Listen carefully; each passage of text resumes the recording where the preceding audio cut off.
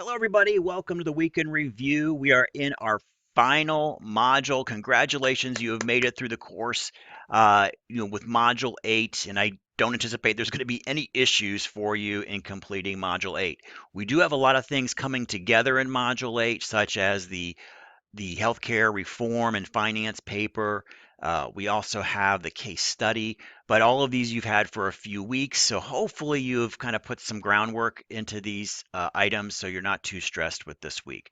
We do have a final this week. I do have a video, a separate video located in the final section that will help you kind of walk through that final and maybe how to prepare for that.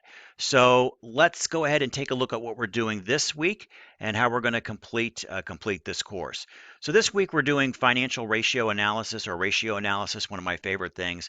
What that is, it's really using certain metrics to compare yourself to other organizations, and it's a great way to take the temperature, get the vital signs of your organization, your department.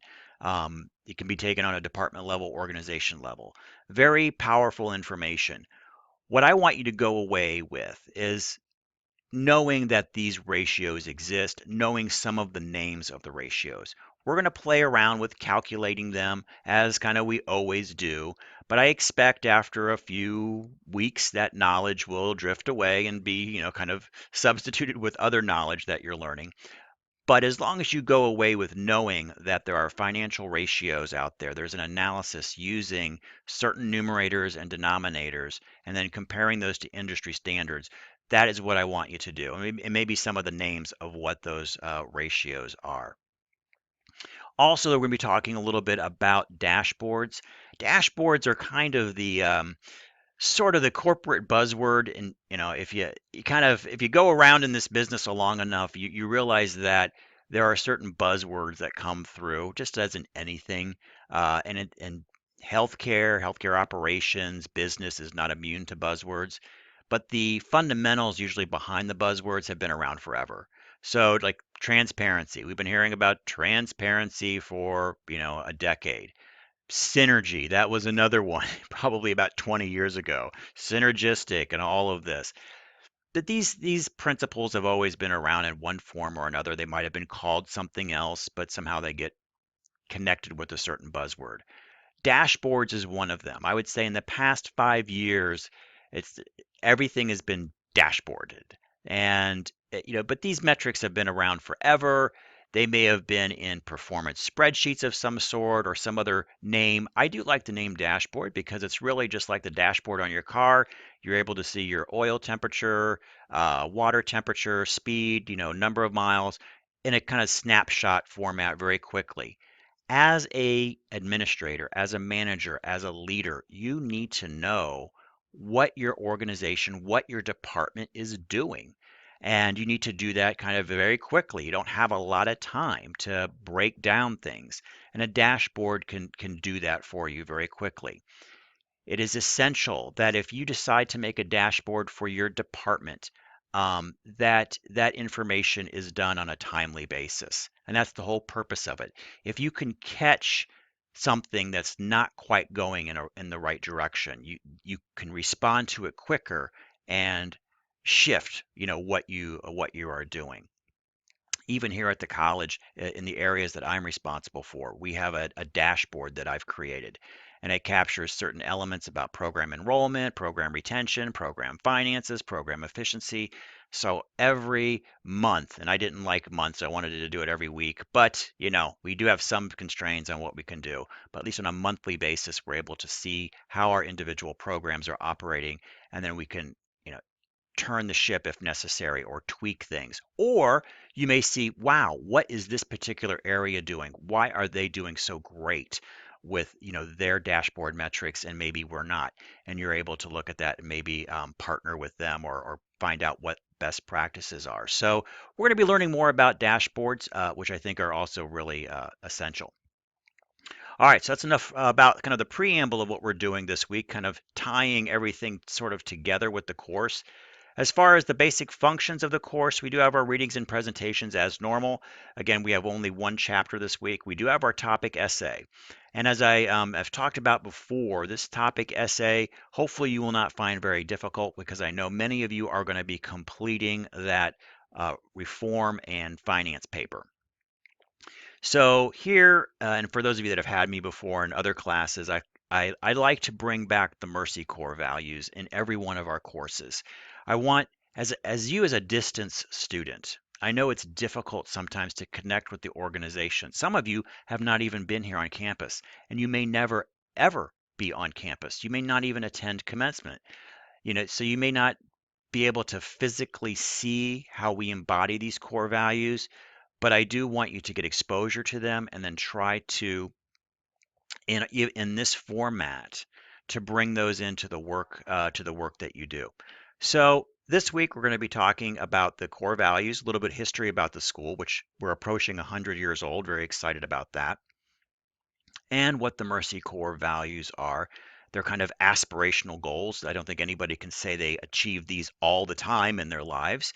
And they're fundamental. I think they're fundamental to being a good human.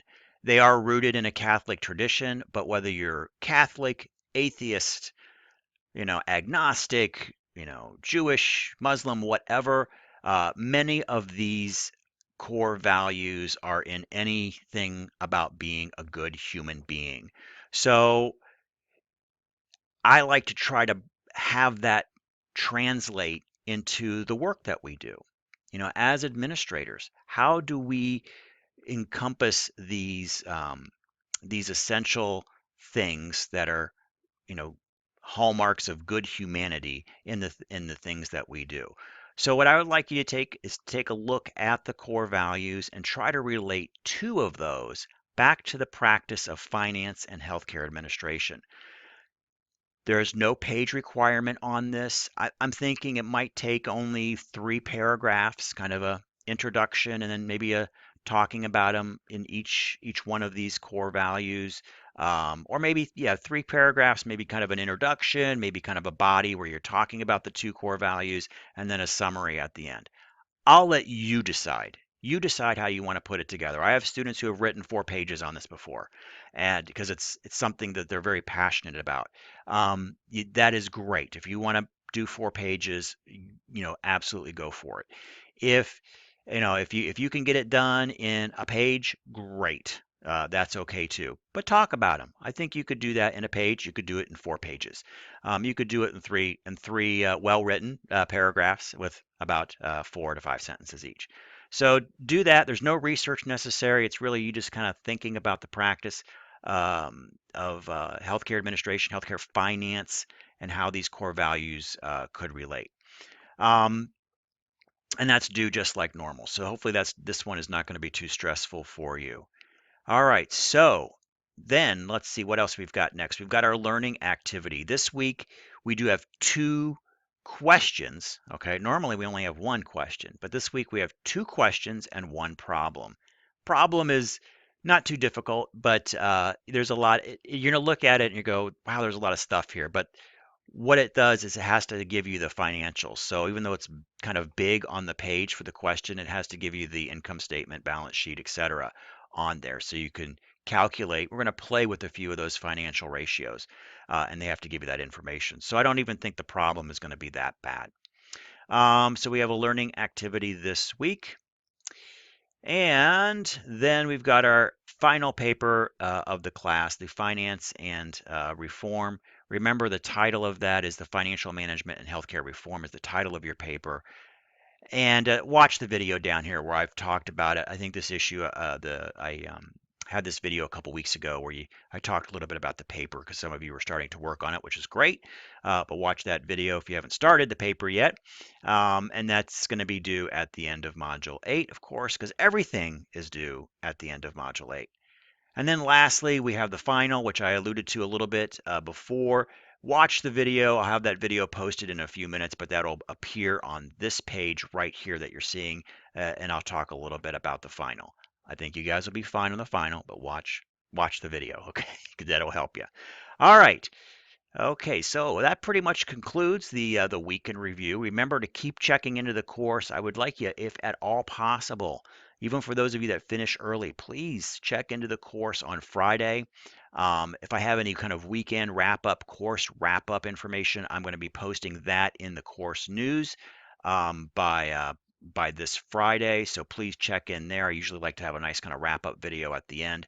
Um, and that's pretty much it. So have a great solid week, and I will check in with you guys on Friday for our course wrap up video. And as always, thanks for watching.